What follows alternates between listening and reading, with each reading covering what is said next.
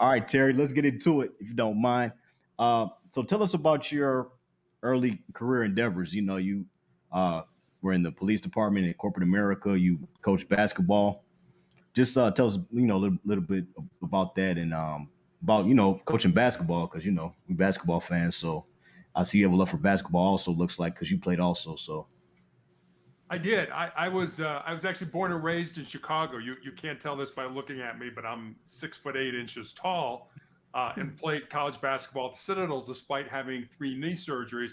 I've got a brother that's 6'7" that was a pitcher for the University of Notre Dame, and another brother who wow, was 6'6" who was drafted by the Cleveland Cavaliers in the okay, NBA. And then my dad was 6'5". So I kind of joke that if you sat behind our family in church growing up, there wasn't a prayer's chance you were going to see anything that was going on, in front of the church. But, our 5'8" mother was the boss. Didn't matter how big, strong, tall we were, whatever mom right. said goes whenever she was around. Mostly she was running to the grocery store to buy more milk for us and all that stuff. Definitely. So, yeah, yeah. So when I graduated from college, I moved home to find a job. I'm really going to date myself now. This was long before the internet was available. And I was all set, to make my mark on the world with my newly obtained business administration degree. And I Right. look back now what a knucklehead I was to think I knew anything about business just because I had a degree. Fortunately, I was able to find that first job in the corporate headquarters of Wendy's International, the hamburger chain, in their marketing department. But unfortunately, I Nice. ended up living with my parents for the next 3.5 years as I helped my mom care for my grandmother and my father, who were both dying of different forms of cancer.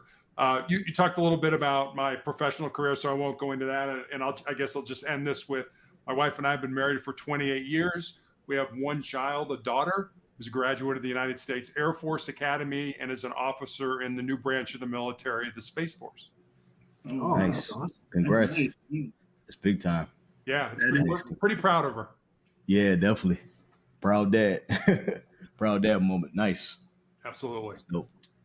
Definitely. So Definitely. Terry, what's the best experience you have when it came to either corporate America, coaching basketball, or even the police department? So like, what do you think was like the best part of it? Yeah, I'll give you a story about basketball, playing in college basketball. Okay. So I mean, it was really kind of unfair, but I was extremely lucky on this one weekend. Every year they used to play the North-South doubleheader in the Charlotte Coliseum, and they take 2 teams from North Carolina, which was North Carolina and North Carolina State, and of Yeah. course 2 lesser teams from South Carolina, which were my school, the Citadel and Furman, and we Yep. played in a round robin Friday, Saturday night. So this was 1982, Michael Jordan's freshman year in college, Oh, North and wow. Carolina. Yep. and it was also the year that he won the national championship. And so Friday night, I get to play against Jordan. Saturday night, I get to play against Jim Valvano and his North Carolina State team, who won the national championship the following year in 1983. So during the course of one weekend, I had the opportunity to play against 2 national championship teams. So fast forward probably 15, 18 years, my brother, the one who pitched for Notre Dame, is a high school basketball coach in Chicago at Loyola Academy, and he is coaching Michael Jordan's 2 sons. So one day he's at Wow. practice and he's trying to teach the kids a play, and it's toward the end of practice, and he looks up, nobody's paying attention to him.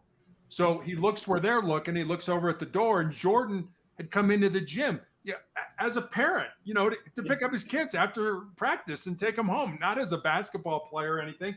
And so Right. my brother looks at him and says, hey, Michael, you're a little bit of a distraction. Would you mind stepping out in the hall until practice is over? And Jordan and his wife were just absolutely cool.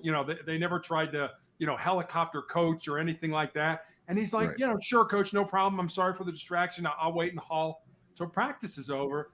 And my brother thought later, he said, I'm probably the only coach in the history of basketball that's ever kicked Michael Jordan out of practice. Yeah. Wow. Yeah.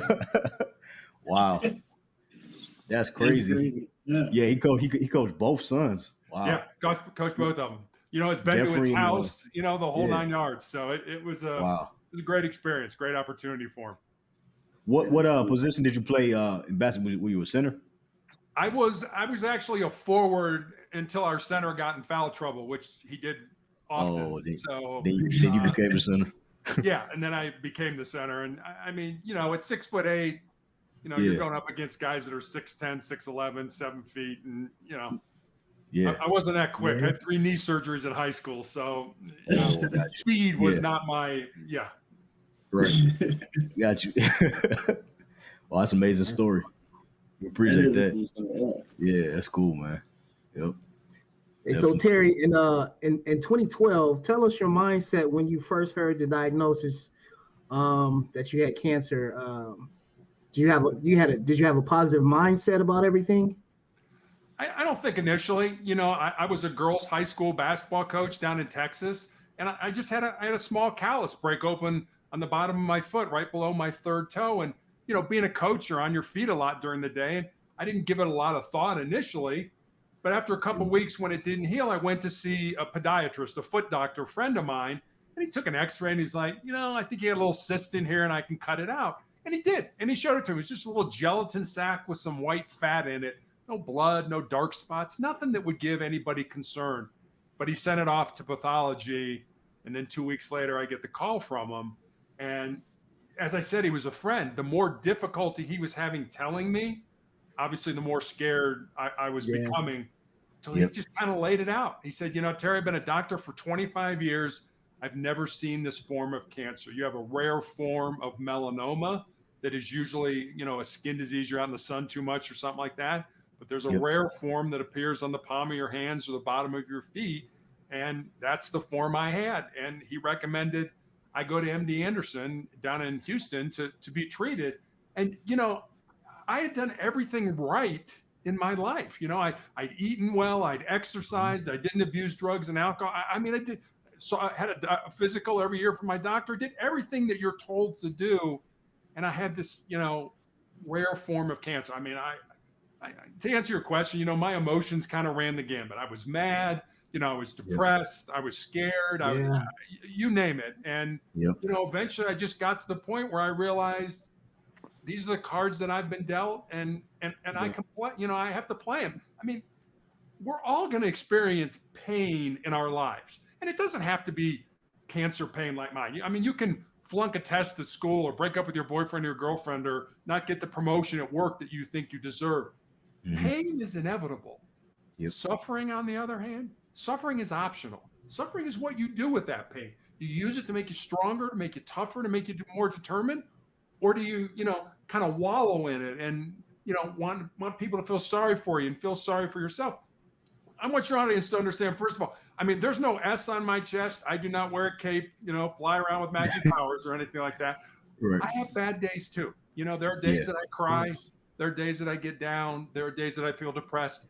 I just don't let myself stay there. There you go. That's amazing. Yeah, it's great advice.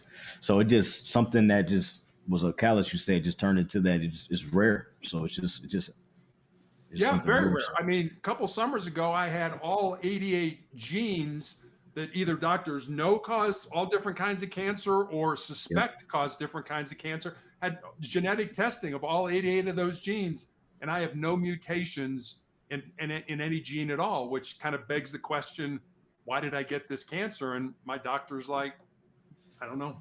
I mean, I don't spend a lot of time worrying about it. I mean, I got it. So, yeah, definitely. Yep. We can go the best if you just fuck with me. I can keep you with the best. I'm gonna keep you.